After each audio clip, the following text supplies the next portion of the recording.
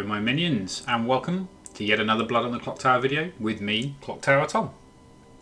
Today, what we're going to be looking at is storytelling this game. Specifically, how to do it, and we're also going to be looking at the evil characters that you can come across in the base 3 script, Trouble Brewing. Whether you're storytelling online or in person, you're likely to have a very similar sort of setup. Online, the Blood on the Clocktower app gives you everything you need in one easy place to be able to run your games.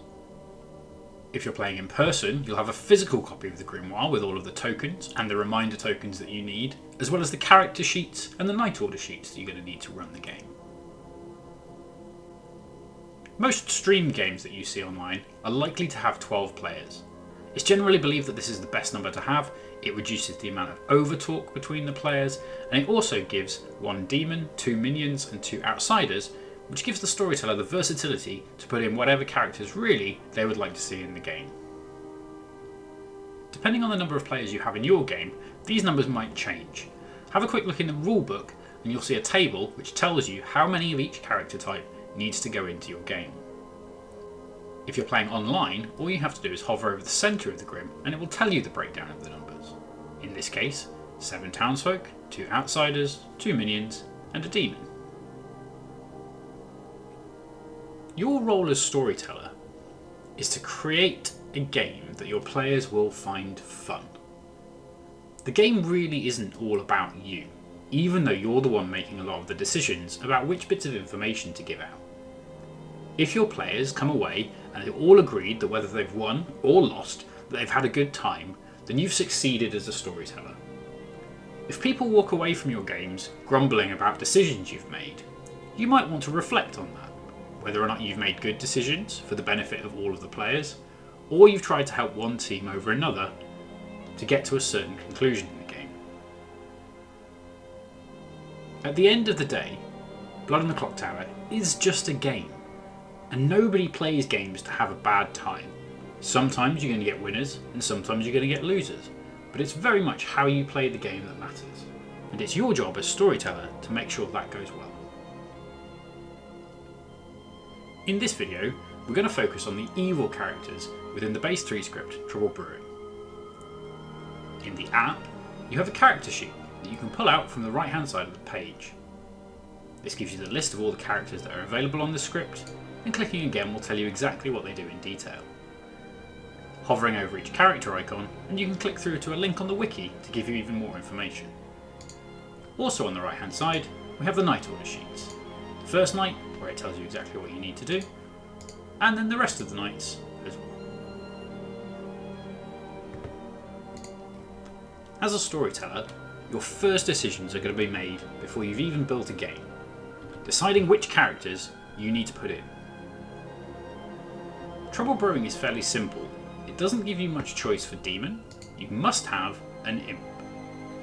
However, what kind of game you want to build is often based around which minions you put in. Something to consider when you're building a game is the idea of balance. You want both sides to be able to have some sort of agency to be able to do things to disrupt the play of the other side. For example, if you put a Slayer in on the good team, you might want to think about putting a Scarlet Woman for the evil team.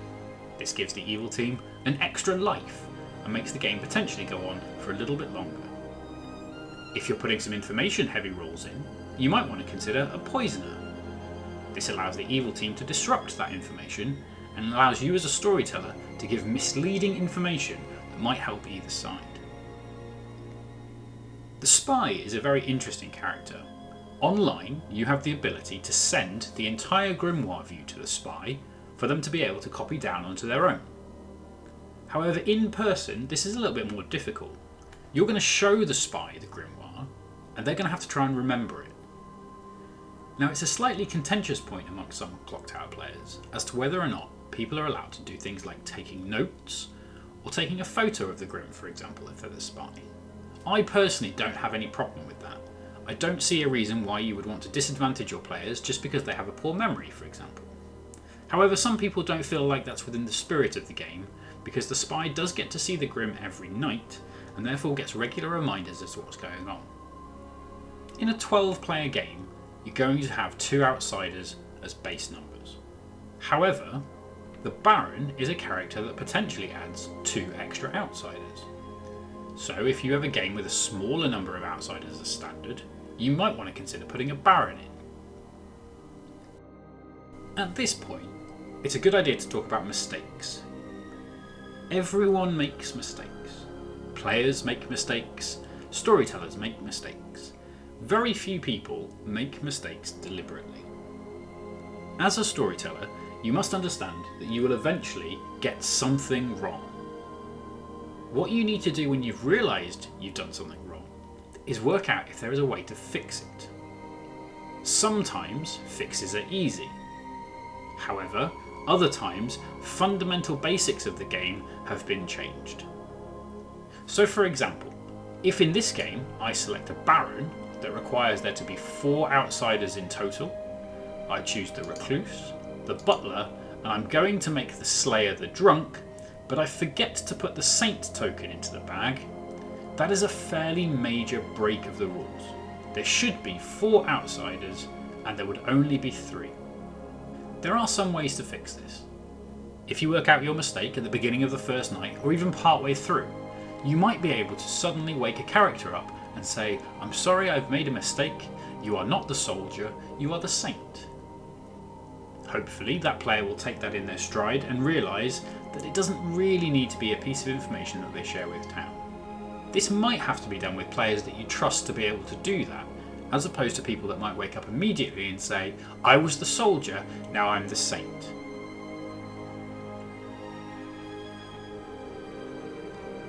If you've gotten a couple of days into the game and you've realised your mistake, it's possible that you might just have to abandon the game.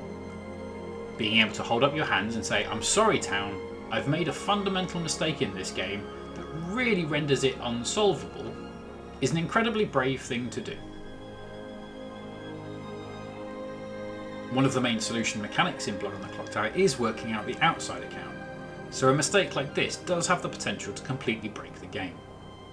Being able to own up to a mistake, say "Yes, I'm sorry, I have done this, we need to re-rack and go again," is fine. Most players should understand that sometimes people make mistakes, and again, it is just a game. Because the Baron's ability has square brackets in it, i.e. it says +2 outsiders in square brackets, that means it is part of the setup phase of the game and needs to be done before the start of the game proper. So let's build a game that includes a Baron and a Scarlet Woman. I'm supposed to have 2 outsiders in this game. The Baron adds 2, so I must include all 4 of these outsiders. So I've already got the Butler and the Recluse, so let's pick the Saint, and then you cannot select the Drunk token. The Drunk player will see a Townsfolk token, and then it's up to you to decide who that Drunk player is.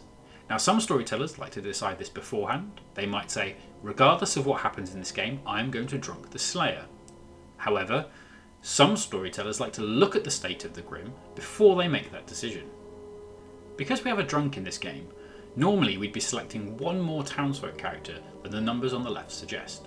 However, because we've added a Baron in, 2 of those Townsfolk have become outsiders. So I'm going to select a few characters here. Online, it will not let me pass out the characters until I have exactly the right amount selected. Now that I've got 12 character tokens selected, I can pass them out to my players.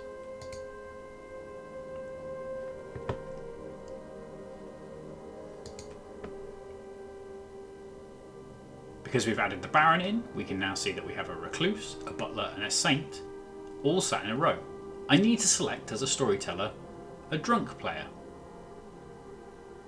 Looking around this Grim, it's quite a difficult choice. The Empath is sat between 2 good players and quite a long way away from any evils. It might be worth making the Empath drunk so that I can feed the Empath misinformation.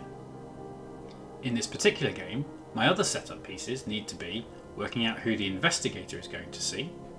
I might say that seat 6 is a Baron, and then possibly put on one of the outsiders the wrong token. The Investigator will learn seat 6 and seat 2 as the Baron. Another piece of setup, the Fortune Teller needs a red herring. In this case, I might make the Investigator the red herring. Combined with some drunk information from the Empath, it might lead Town to executing the investigator. That's not a particularly bad thing for Town. A character that starts knowing all of their information and isn't going to get any more is a pretty good red herring to have. Because the Baron is a setup ability, they have no ongoing influence in the rest of the game, so there's nothing really we need to do as a storyteller with the Baron's ability. The other minion we've got in this game is the Scarlet Woman. If there are 5 or more players alive and the demon dies, you become the demon. In this case, we could have a scenario where Seat 8 the Slayer decides to shoot Seat 4 the Imp. We would kill the Imp, mark the Slayer as having used their ability, and then immediately Seat 5 the Scarlet Woman becomes the Imp. There is a reminder token for this, is the demon. However, they do immediately become the Imp upon the death of the first Imp. You can simply change the character and put Imp. This is quite important during the day, especially with a Slayer shot on an Imp, as if Town now executes Seat 5, the game is over and the good team have won. Other things that might happen to a Scarlet Woman are that if the Imp decides to kill themselves in the night, the Scarlet Woman then becomes the Imp. Now, if we have a setup where we have 5 characters left alive,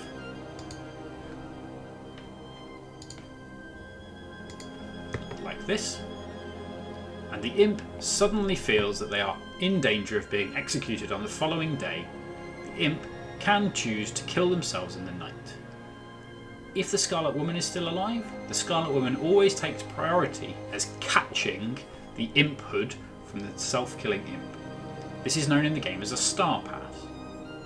If both minions were alive, the Scarlet Woman will take priority. What you might find on subsequent nights is the Scarlet Woman, who has now become the Imp, does exactly the same thing and kills themselves in the night and can also pass to the Baron. This is the reason why there are 4 Imp tokens in the base game. The Imp itself is quite a simple character to run. In the night order, you're going to wake the Imp and ask them to choose a player to kill. When the app is in night mode, you can kill a player, and seeing the eye with a slash through it will show that that doesn't get shown to Town. Add a relevant reminder, that player is dead because of the Imp. When Town wakes up, the death shroud is still hidden until you choose to click it and announce Seat 1 is dead. So that's the Baron and the Scarlet Woman. Let's have a look at the other 2 minions.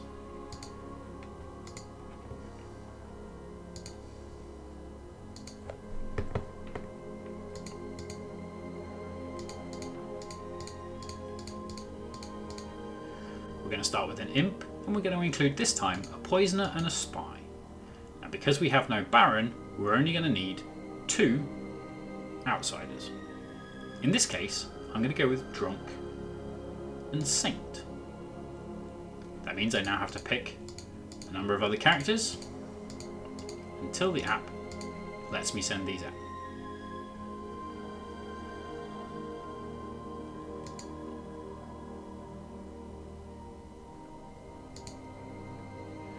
So, we've got in this game a Poisoner. Each night, which does include the first night, choose a player and they are poisoned tonight and tomorrow day. At the Poisoner's slot in the night order, we'll wake the Poisoner up and ask them to point to a player. We then mark this with a relevant reminder token in the grimoire. This will show us that Seat 4 Slayer is poisoned. That means that the following day, even if the Slayer successfully shoots the Imp, nothing will happen. A poisoned player is still counted as having used their ability, it just hasn't worked properly. If an information gathering player is poisoned, they potentially might get false information. This is where storyteller decisions come into it. If the poisoner has poisoned the empath, then we might tell the empath wrong information. It is important to make sure that you're keeping track of everything to do with the game using your reminder tokens. They are one of the biggest weapons in the arsenal of the storyteller to try and avoid making mistakes. If you forget where you're supposed to have moved the poisoned token to, you can always go back to the poisoner and ask them to clarify their information again. It's better to ask for somebody to say, yes, I definitely picked seat 1, than it is to make a mistake and accidentally activate the Virgin's ability, for example. The Spy is a slightly different minion. Each night you see the Grimoire. You might register as good and as a townsfolk or outsider, even if dead. We're going to focus on the first bit because as a storyteller, that's the most important part. In person, you can take the entire Grimoire, wake the Spy, and show it to them. The Night Order says, show the Grimoire for as long as the Spy needs. Sometimes, players who are playing as the Spy only want to be looking for the most important characters to kill. Sometimes they would like to try and memorise it all. Give them as long as they actually need until they say they're done. Online, that's very easy to do. We can click on a Spy and wake them, and there is a button that says, Spy, show Grimoire. The Spy gets to see all of the character tokens, any currently active reminder tokens, as well as the demon bluffs if they're selected. We can save that information, and we can see here that we are sending a message to the Spy, which includes the Grimoire. Hitting send would send that to the player. Whilst we're talking about waking up players in the night, most players who are playing in person will get woken up by a storyteller and have some sort of silent communication with them. Because of the way the online game works, sometimes you can ping players for private chats and verbally talk it through. This is really good when playing with new players who might need a few explanations about how their role works and the information they're receiving. However, the official app has what's called the cards system. If we select some bluffs for our demon here, we can wake up the imp using the card system, clicking on the player, pressing wake. This allows us to really easily and quickly show people information. These are your minions. It immediately populates it, telling the demon that seat 3 and seat 10 are their minions. These characters are not in play. The demon bluffs are chef, washerwoman, investigator, and we can send those very, very quickly to our players. They have the ability to send back the message, got it, once they've read their information. This is very useful for the Spy, who can spend all the time that they need looking at that information and then send a got it message back. You can also type custom messages to a player if you want to use something a bit longer. With characters like the Poisoner, you can wake the Poisoner and say, make a choice. They will then be able to select a player in return, poisoning the Virgin, for example. The last thing to consider with these evil characters in Trouble Brewing is the last piece of the Spy's ability. You might register as good and as a townsfolk or an outsider, even if dead. It's possible, for example, with an empath next to a Spy,